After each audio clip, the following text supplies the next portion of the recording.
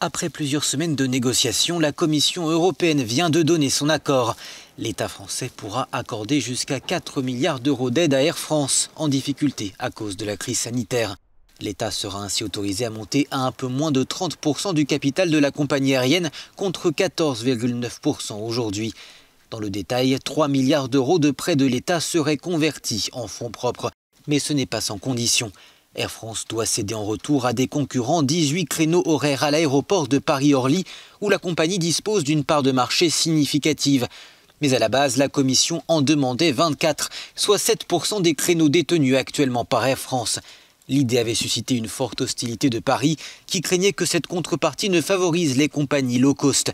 Le nombre de créneaux a donc été légèrement revu à la baisse, et Air France aurait obtenu de Bruxelles que les compagnies faisant du dumping social et fiscal ne puissent pas obtenir ces créneaux.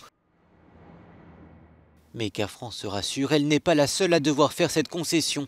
La compagnie sœur KLM se voit demander la même contrepartie à l'aéroport d'Amsterdam Schiphol.